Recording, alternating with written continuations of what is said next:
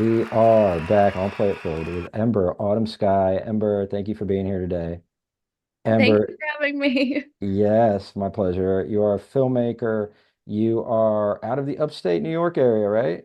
Yes. Awesome. You were nominated by Kyle Klieg, and we're going to be talking about You're So Shy. But before we do, can you introduce yourself any way you'd like? Yes. Hi, my name is Ember AutumnSkye. I'm a filmmaker from upstate New York. This is my Yes. first ever short film. It is. Well done. Very well done. Yeah, and it's a great film about a really great subject that we all need to discuss and explore more.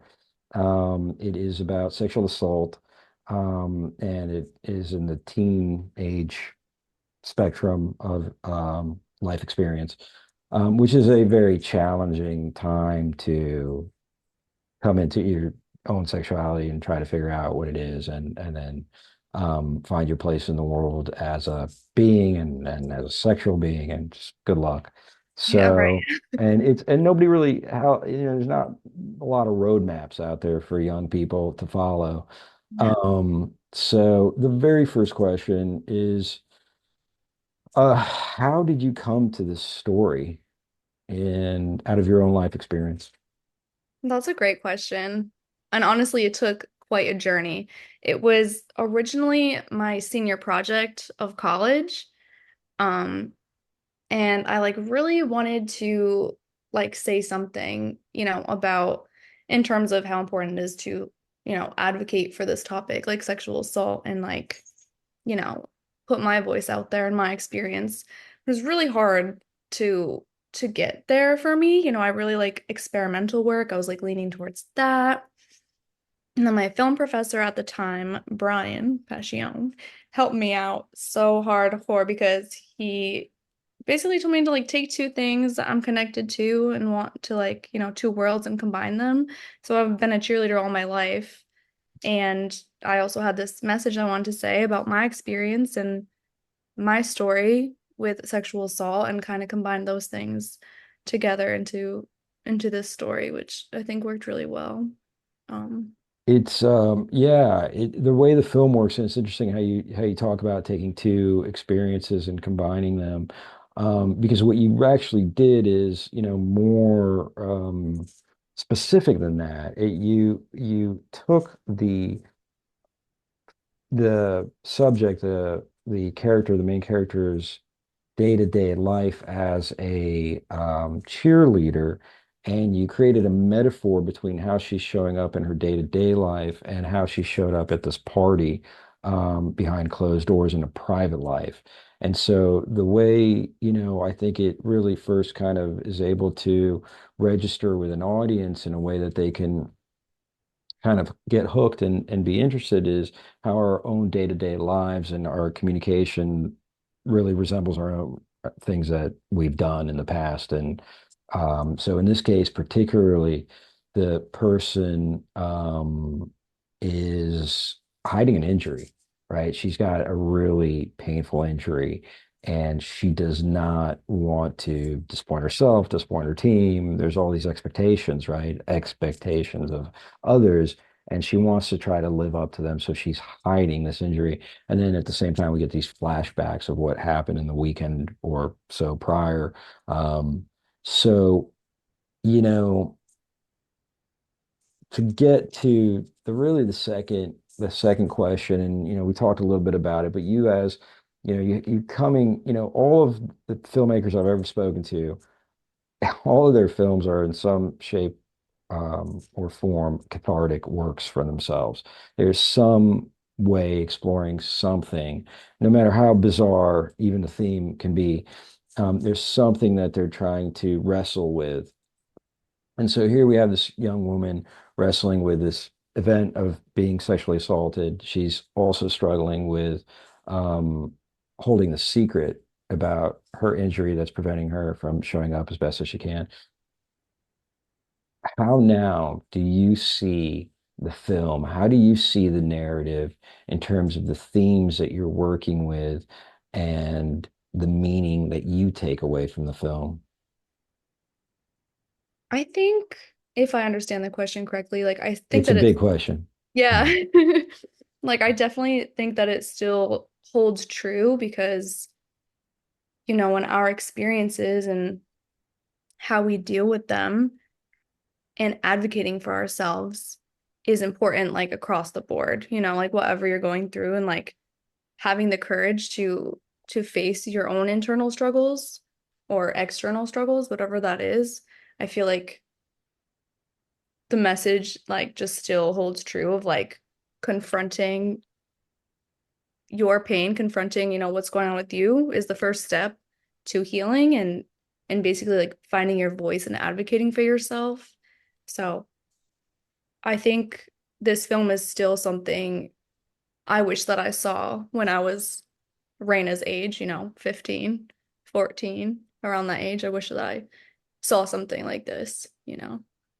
And so, that theme of advocating for yourself and taking care of yourself while facing the pressure of pleasing others, is that what's inhibiting us from advocating from ourselves? Is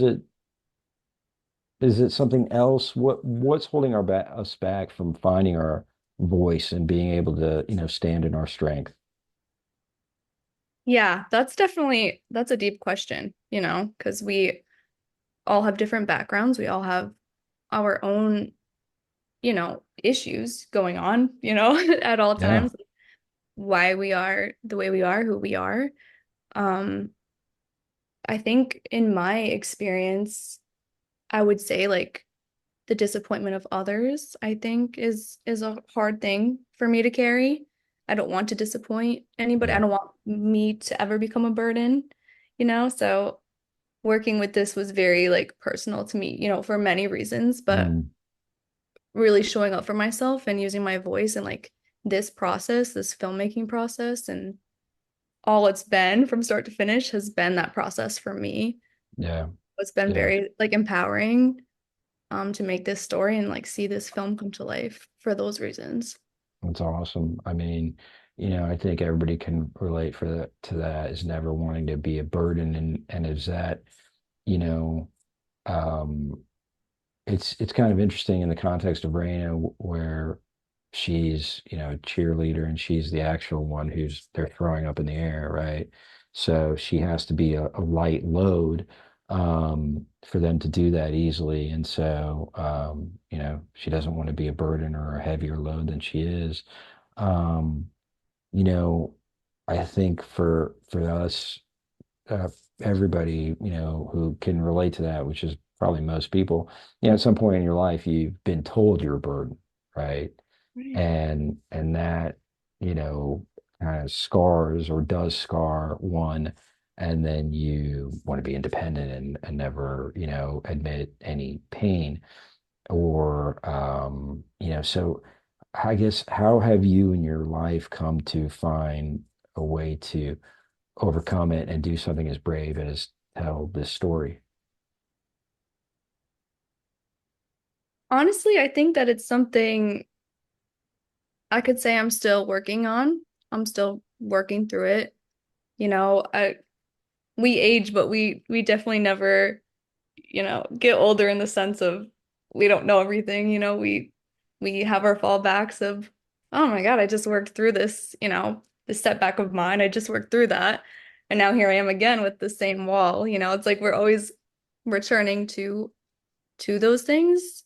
And I think like pushing through it, even when it's hard, is the only way. Like this process, for example, like was super challenging for me for the personal reasons, internal and like external of being a filmmaker for the first time, something so heavy and personal to me was intimidating, but I think like the only way, to get to the other side is through, Yeah. like just hammered away and the more you learn about yourself and all of the experiences that come with it. So, Yeah.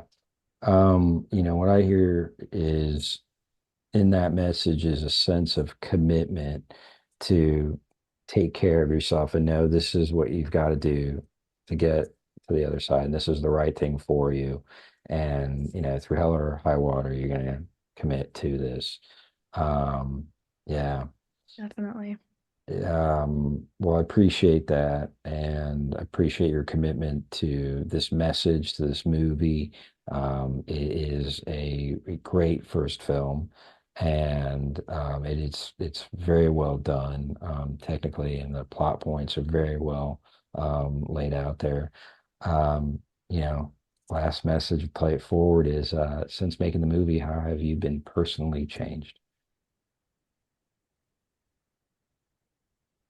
How have I been personally changed through making this movie? I think, kind of to touch on what we have already spoke about is to just keep working through those walls that we have. It definitely helped build my confidence about talking about these heavy issues, from going to, you know, being Reyna, like I was embodying that character to being somebody who will not advocate for themselves, like will not speak up. I think it definitely transformed that part of me and my voice and speaking and being true to myself. Of course, we're still always working on that, but I think with this film, it really helped me advocate for myself.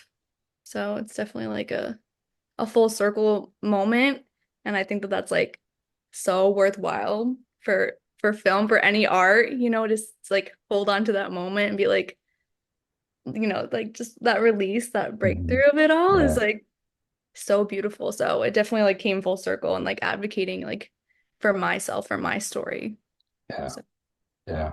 It's a virtuous cycle, right? They call that where you have the courage to step into that scary place, and then you see that you can stand there, yeah, and then you beautiful. keep, you keep stepping and standing, stepping and standing.